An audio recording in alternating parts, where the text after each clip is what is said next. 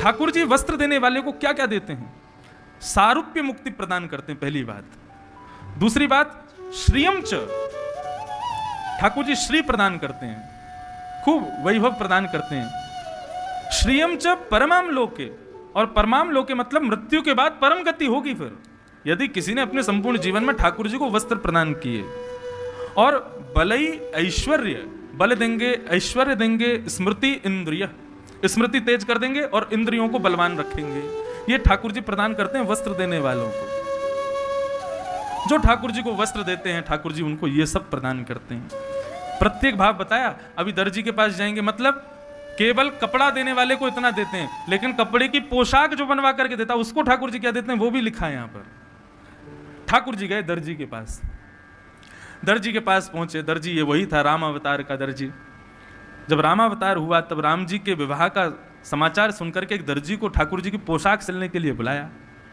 पोशाक सिलने के लिए उसने कहा कि महाराज मुझे नाप लेना पड़ेगा, उनकी कमर कितनी है, उनकी छाती कितनी है, उनके भुजाएं कितनी है, तभी तो बनाऊंगा।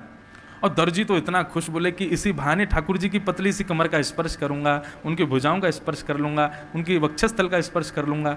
लेकिन रघुकुल कमल दिवाकर प्रभु श्री राम को स्पर्श करना साधारण बात नहीं है।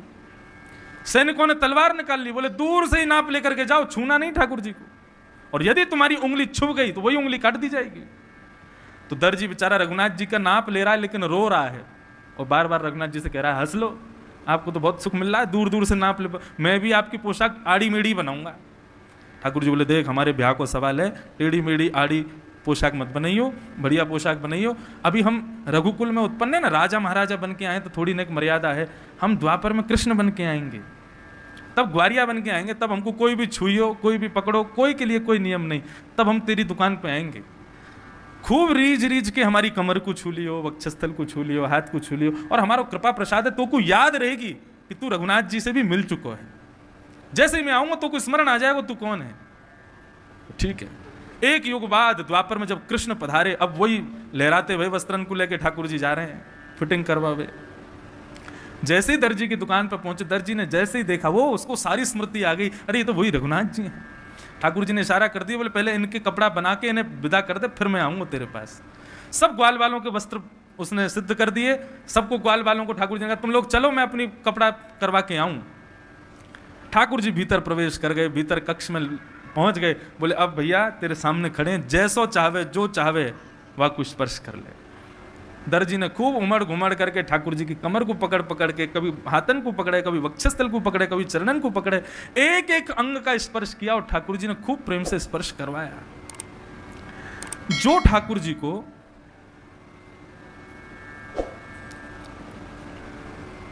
पोशाक प्रदान करते हैं उसको ठाकुर जी क्या प्रदान करते हैं। तब यहां वर्णन आया है कि परम गति तो मिलती है, लेकिन श्रियम चान्वय वर्धिनिम, उसकी निरंतर श्री वृद्धि होती रहती है। जो वस्त्र देता है ठाकुर जी एक बार उसको श्री युक्त कर देते हैं, अब उसके बाद खर्च हो जाए तो फिर कोई बात नहीं है। लेकिन जो पोशाक ठाकुर जी को प्रदान करता है, बोले श्रियम चान्वय वर्धिनिम, उसकी निरंतर श्री जितना खर्च करेगा उतनी बढ़ती रहेगी। और अपने ठाकुर जी वैकुंठ का स्थान तो उसको प्रदान करते ही हैं। तो इस प्रकार से ठाकुर जी ने यहां पर पोशाक देने वालों का बताया। वरम दत्वा श्रियम चान्वय वर्धिनिम, तुम्हारी श्री निरंतर बढ़ती रहेगी, ऐसा उस दर्जी को वरदान दिया। आगे ठाकुर जी जैसे बढ़िया टिपटॉप वस्त्र हो गए तो सब ग्वाल बाल बोले लाला बिना माला के रूखो रूखो लग रहा हो, एक माला तो गले में होनी चाहिए। आज आप सब लोग तो गुरुदेव का पूजन कर रहे थे, मैं गुरुदेव को प्रणाम करके चला गया था श्री वृंदावन धाम के संत महापुरुषों को प्रणाम करने। हमारे गायत्री गुरु हैं, उन्होंने ही मेरा यज्ञोपवीत किया, श्री मलुक पीठ वाले महाराज जी, उनको प्रणाम करने। हमको अध्ययन कराते हैं शिव प्रसाद गुरु जी के पास में।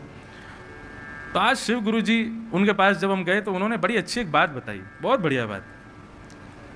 कोई माला पहनावे तो उसको पहन के रखना चाहिए, उतारना नहीं चाहिए। थोड़ी देर तो उसका सम्मान करने के लिए पहनना चाहिए। हमने कहा क्यों गुरु जी? इतनी अच्छी बात बताई। बोले दुनिया में मार्केट में आदमी सारी दुकानों से अपने लिए सामग्री खरीदता है, लेकिन माला कभी अपने लिए नहीं खरीदता, माला दूसरे के लिए खरीदता है। माला एक ऐसी वस्तु है वो सदैव दूसरे के लिए खरीदी जाती है। तो इसलिए भैया कोई माला ला करके पहनावे तो उसका मान रखो। अपने लिए कौन माला खरीदता है कि मैं माला खरीद के पहन के घूमूंगा? कौन करता है ऐसे? माला सदैव दूसरे के लिए खरीदी जाती है। ब्याह में भी अगर मान लो कि दूल्हा दुल्हन ने खरीदी तो वो भी तो एक दूसरे के लिए खरीदते हैं, अपने लिए तो कोई नहीं खरीदता। इसलिए माला का सम्मान करो, पहनो।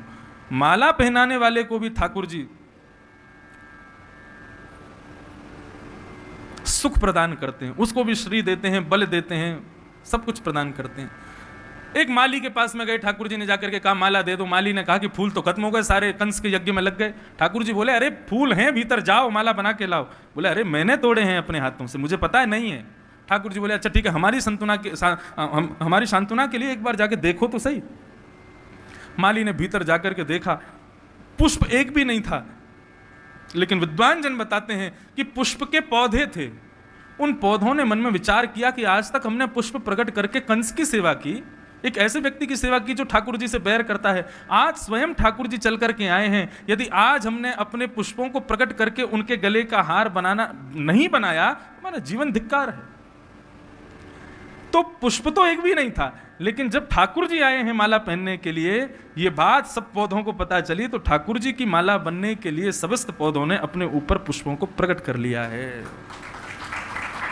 माली जाकर के हैरान हो गया, बोले यहाँ तो फूल थे ही नहीं, कहां से आ गए? बोले अब तुम देरी मत करो, माला बनाओ। माला बना करके ठाकुर जी को पधराई है। ऐसी सुंदर माला ठाकुर जी ने धारण की है। माला पहन करके लाल जी आगे को बढ़े। ब्रजवासी कहने लगे, बोले लाला वस्त्र भी बढ़िया है, माला भी है, लेकिन जब तक चंदन नहीं आवे को माथे पे आनंद नहीं आवे। ब्रजवासी तो पूरे मुंह पे चंदन पोत के चले, आनंद तभी आवे ब्रजवासी को। ठाकुर जी बोले उसकी भी व्यवस्था हो जाएगी, चिंता क्यों करते हो? इतने में ही महाराज 3 जगह से त्रिभुज, जिसकी 3 जगह से कमर टेढ़ी है, ऐसी कुब्जा सामने से आ रही थी। कोई भी उससे बात नहीं करता था, कुरूपणी थी। ठाकुर जी ने जैसे ही उसको देखा, हे सुंदरी तुम कहां जा रही हो? किसी नटवर के मुख से अपने प्रति सुंदरता का वाच्य सुनना उसके लिए बहुत बड़ी बात थी। उसने पीछे मुड़ करके देखा, बोला किसी और को बुलाया हुआ। वो चलने लगी। ठाकुर जी बोले कहां जा रही हो? मैंने तुमको बुलाया। अरे सुंदरी तुम कहां जा रही हो? सुंदरी शब्द सुनकर के कहा, आपने मुझे सुंदरी कहा? बोले हाँ, हमने आपको सुंदरी कहा। सुंदरी शब्द सुनकर के उसको इतनी प्रसन्नता हुई, आज तक मथुरा में किसी ने उससे 2 बातें भी नहीं की थी और आज आप सुंदरी कह रहे हो। उसने कहा मेरे हाथ में ये चंदन लगा है, ये महाराज कंस के लिए घिसा है, लेकिन मेरी इच्छा हो रही है कि मैं आपके मस्तक पर इस चंदन को लेपित करूं, अंकित करूं। ठाकुर जी ने तुरंत अपने केश ऊपर किए, बोले लगाइए। कुब्जा ने अपने हाथ से ठाकुर जी के मस्तक पर चंदन लगाया। मस्तक पर चंदन लगाते ही अब इसको चंदन अर्पित करने वाले को ठाकुर जी क्या देते हैं ये बताना तो जरूरी है नहीं। क्या देते हैं? सौंदर्यम। जो ठाकुर जी को खूब सुंदर चंदन लगा करके देता है, केवल शारीरिक सौंदर्य नहीं देते, रूप का सौंदर्य नहीं देते, मनसा वाचा, मन भी सुंदर बना देते हैं। उसको सब में सुंदरता दिखाई देगी, उसका यौवन भी सुंदर बना देते हैं, उसकी वाणी भी सुंदर बनाते हैं। जो ठाकुर जी को चंदन घिस करके अर्पित करता है, डिब्बी वाला चंदन नहीं। आजकल लोग क्या करते हैं, डिब्बी में चंदन बना बनाया आ जाता है सालों पुराना, उसमें पानी घोल करके ठाकुर जी को लगा देते हैं। नहीं, स्वयं परिश्रम करो, केसर लाओ मैगी वाली, चंदन का बढ़िया चंदन का वो छोटी सी लकड़ी वो लेके आओ मैगी वाली, और फिर घिसो, हाथ से घिसने बैठो, घिस के फिर ठाकुर जी को लगाओ, तब मिलेगा सौंदर्य। सोचो कि बस ये डिब्बी वाला चंदन लगा दें और ठाकुर जी जीवन पर्यंत के लिए बोरो प्लस लगा देंगे या कुछ सुंदरता आपको दे देंगे, जो भी क्रीम सुंदर बनाती हो। नहीं, ठाकुर जी मानसिक सौंदर्य, नेत्रों से सब सुंदर दिखाई देगा, ऐसा सौंदर्य प्रदान करेंगे। लेकिन उसके लिए चंदन घिस के लगाओ ठाकुर जी को।